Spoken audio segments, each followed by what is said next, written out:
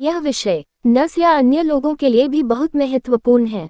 अस्पताल में या अपने घर में बिस्तर पर पड़े रोगी की देखभाल कैसे करें। शय्यावरण त्वचा, बिस्तर में दर्द, दबाव, घाव या बैट सोर आमतौर पर शरीर पर त्वचा और अंतर्निहित ऊतकों पर स्थानीयकृत चोट है, जो लंबे समय तक दबाव से राहत नहीं मिलने के परिणामस्वरूप होती है।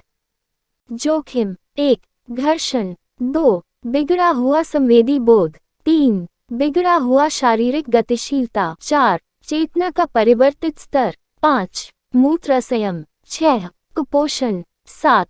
निर्जलीकरण, 8. शरीर में अत्यधिक गर्मी होना, 9. अग्रिम आयु, 10. Chronic medical condition, pathophysiology. विभिन्न जोखिम कारक ऊपरी कोमल ऊतकों के क्षेत्र पर कार्य करते हैं। हड्डी की प्रमुखता, जब यह दबाव सामान्य केशिका दबाव से अधिक हो जाता है। छोटी रक्त वाहिनियों का रुकना और फटना, ऊतक छिड़काव में कमी, प्रेशर सोर, सामान्य साइटें, कोहनी, भीतरी घुटने, सिर के पीछे, कान, कोहनी कूल्हा, पीठ के निचले हिस्से, नितंब, चरणों। बेडसोर का वर्गीकरण, दबाव अल्सर के लिए चरण प्रणालियां नष्ट हुए ऊतकों की गहराई पर आधारित होती हैं। गहराई के आधार पर बेडसोर के 4 चरण होते हैं।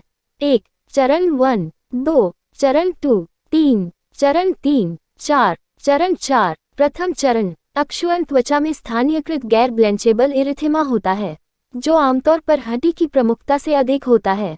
त्वचा का रंग खराब होना, गर्मी, सूजन या दर्द भी मौजूद हो सकता है। स्टेज 1 जोखिम में व्यक्तियों को इंगित करता है। इसमें केवल त्वचा की बाह्य त्वचीय परत शामिल होती है।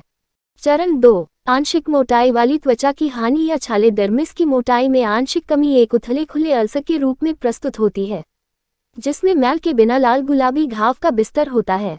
स्टेज 2 एपिडर्मिस और डर्मिस को नुकसान है। अल्सर को छाला या घर्षण भी कहा जा सकता है। चरण 3 आंशिक मोटाई वाली त्वचा का नुकसान या छाला। स्टेज 3 अल्सर में पूरी मोटाई के ऊतकों का नुकसान होता है। चमड़े के नीचे की वसा दिखाई दे सकती है, लेकिन हड्डी, कंडरा या मांसपेशियां उजागर नहीं होती हैं। एपिडर्मिस, डर्मिस और चमड़े के नीचे के ऊतक शामिल हैं। चमड़े के नीचे की परतों में रक्त की आपूर्ति अपेक्षाकृत कम होती है, इसलिए इसका इलाज करना मुश्किल है। चरण 4 पूरी मोटाई वाला ऊतक, नुकसान। स्टेज 4 अल्सर सबसे गहरा होता है, जो मांसपेशियों, टेंडन या यहाँ तक हड्डी तक भी फैल जाता है। उजागर हड्डी, कंडरा या मांसपेशियों के साथ पूर्ण मोटाई के ऊतकों का नुकसान। जटिलताओं: 1. सेल्यूलाइटिस, 2. हड्डी और जोड़ों में संक्रमण, 3. पूती, 4. कैंसर। निवारण: बेडसोर का इलाज करने की तुलना में इसे रोकना आसान है। हालांकि अत्यधिक सावधानीपूर्वक देखभाल के बावजूद घाव विकसित हो सकते हैं। कई मामलों में उन्हें रोकना संभव है।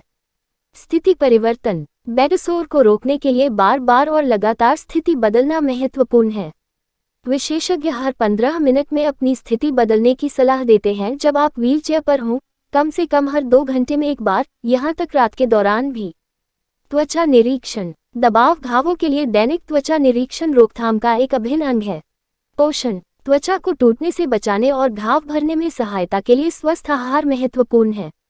त्वचा की अखंडता को बनाए रखने के लिए पर्याप्त जलायोजन। जीवन शैली में परिवर्तन: धूम्रपान छोड़ना, रोजाना व्यायाम करने से परिसंचरण में सुधार होता है। दबाव कम करने वाले उपकरणों का उपयोग करें, जैसे कि हवाई गद्दा, पानी का गद्दा। इलाज: स्थिति बदलना, समर्थन सतहों का उपयोग करना, सफाई, क्षतिग्रस्त ऊतक को हटाना, मल विच्छेदन, ड्रेसिंग, मौखिक एंटीबायोटिक्स, स्वस्थ आहार, सर्जिकल मरम्मत। बिस्तर में घाव हो गया, रोकथाम में नस की भूमिका। बिस्तर घावों का प्रबंधन: नस को उस मरीज का लगातार मूल्यांकन करते रहना चाहिए जिसमें प्रेशर अल्सर विकसित होने का खतरा है। दिन में कम से कम 2 बार त्वचा की स्थिति ठीक करें। प्रत्येक दबाव स्थल का निरीक्षण करें। अधिक गर्मी के लिए त्वचा को थपथपाएं।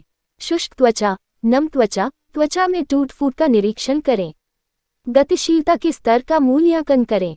परिसंचरण स्थिति का मूल्यांकन करें। न्यूरोवास्कुलर स्थिति का आकलन करें। पोषण और जलायोजन स्थिति का मूल्यांकन करें। मेरा चैनल देखने के लिए धन्यवाद। कृपया लाइक, शेयर करें और मेरे चैनल को सब्सक्राइब करें। यदि आप महत्वपूर्ण टॉपिक देखना चाहते हैं तो कृपया कमेंट बॉक्स में कमेंट करें।